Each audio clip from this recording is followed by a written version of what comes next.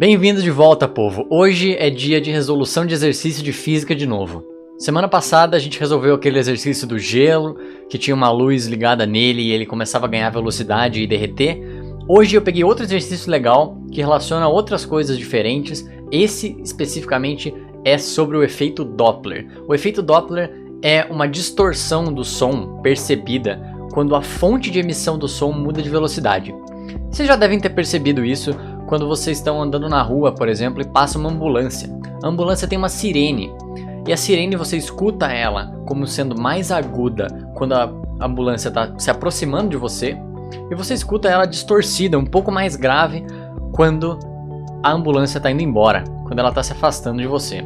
Por que isso acontece? Seguinte, o som, quando ele tem uma frequência específica, quando ele tem uma frequência constante, ele é na verdade um conjunto de pulsos de pressão do ar soltados em intervalos fixos de tempo. Isso que é uma frequência, né? A frequência é uma coisa que acontece um número X de vezes por segundo, ou por minuto, ou por hora. O que acontece então quando você tem som em uma frequência específica, você tem vários pulsos separados por um intervalo de tempo fixo. E quando a fonte desse som, vamos botar um pontinho aqui, quando a fonte desse som está parada, não só o tempo entre cada pulso é constante, mas também a distância entre cada pulso é constante, e a gente chama ela de lambda, que é o comprimento de onda. E a gente tem uma relaçãozinha bem legal em todas as ondas, que é a velocidade de propagação de ondas, ela é o comprimento de onda vezes a frequência. Então o que vai acontecer aqui é, se você tem uma frequência maior, quer dizer que os pulsos estão mais próximos uns dos outros, que quer dizer que o comprimento de onda vai ser menor.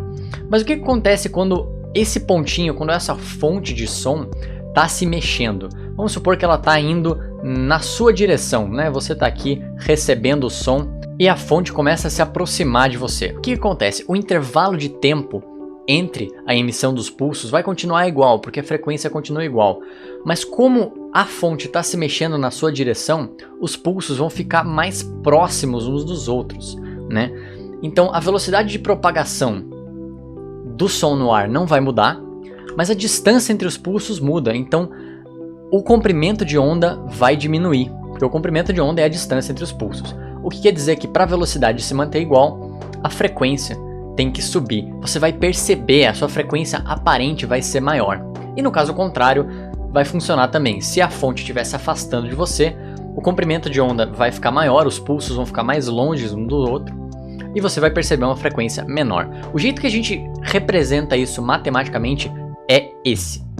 Essa daqui é a fórmula do efeito Doppler, é o jeito que você usa, é a equação que você usa para achar a frequência aparente, a frequência que você vai perceber dependendo da velocidade da fonte de som. Se a fonte de som estiver parada, ou seja, se essa velocidade for zero, tudo que vai acontecer aqui é 340 dividido por 340, isso aqui vai dar 1, então a frequência real vai ser a frequência aparente, tá? Então isso aqui é a frequência real, essa aqui é a frequência aparente. Esse V é a velocidade da fonte sonora, a velocidade da coisa que está emitindo o som, e esse 340 é só a velocidade do som, tá? É a velocidade de propagação do som no ar em metros por segundo. Então a gente tem isso daqui. Armados dessa equação e do entendimento do que é o efeito Doppler, a gente pode finalmente ir ler o exercício. Eu comecei o vídeo de semana passada lendo o exercício, mas eu achei legal fazer essa introduçãozinha nesse efeito antes da gente ir pro exercício propriamente dito. Vamos para ele agora então. Olha só, um músico foi quase atropelado por um carro. Ele distinguiu o som em Mi da buzina na aproximação do carro. Então o carro estava vindo e ele escutou uma nota Mi, que é uma nota com uma frequência bem específica. E quando o carro estava se afastando, ele percebeu uma nota Ré, então é uma frequência diferente. Ele dá aí então a diferença, né, a relação entre as frequências de Mi e Ré, e ele quer que a gente calcule a velocidade do carro, ou seja, a velocidade da fonte sonora. Vamos pensar então como é que a gente faz isso. A frequência do Mi, ela vai ser representada por isso aqui, ó. A frequência do Mi, ela vai ser a frequência real da buzina do carro, que a gente não sabe, vezes 340 mais a velocidade do carro, já que ele estava vindo na direção do músico, dividido pela velocidade do som no ar. Então, essa aqui é a nossa representação, é o máximo que a gente consegue usar para descrever o Mi. O Ré vai ser descrito com exatamente a mesma equação, mudando só o sinal da velocidade. Por quê? Porque o carro está indo na mesma velocidade, mas agora se afastando. Então a gente considera a velocidade negativa. Vamos escrever isso aí. Olha só, a mesma coisa, só com o sinal negativo, porque o carro está se afastando. Agora, a última informação que a gente tem é a relação entre a frequência Mi e a frequência do Ré, que é 10/9. Então agora tudo que a gente precisa fazer para descobrir a velocidade do carro é substituir essa expressão que a gente tem para a frequência do Mi aqui e essa expressão que a gente tem para a frequência do Ré aqui embaixo. Vamos fazer isso então. Pronto, a gente tem a equação que vai resolver o problema para a gente já montada. Tudo que eu fiz aqui foi substituir, né, a frequência do Mi por essa expressão e a frequência do Ré por essa outra expressão. Agora a gente pode cortar umas coisinhas, né? A gente pode eliminar umas coisinhas. A gente sabe que a frequência real, ela é igual nos dois casos, né? Ela é igual quando o carro está vindo e quando está indo embora, porque a buzina é uma frequência só. Então a gente pode dividir ela por ela mesma, vai dar 1. Da mesma forma que a gente pode dividir 340 por 340, que também vai dar 1. O que a gente tem de sobra então é 340 mais a velocidade do carro, dividido por 340 menos a velocidade do carro, é igual a 10/9. Agora tudo que a gente precisa fazer é multiplicar os dois lados por 340 menos a velocidade do carro e aí deixar todos os termos com a velocidade do carro de um lado e todos os termos sem a velocidade do carro do outro lado.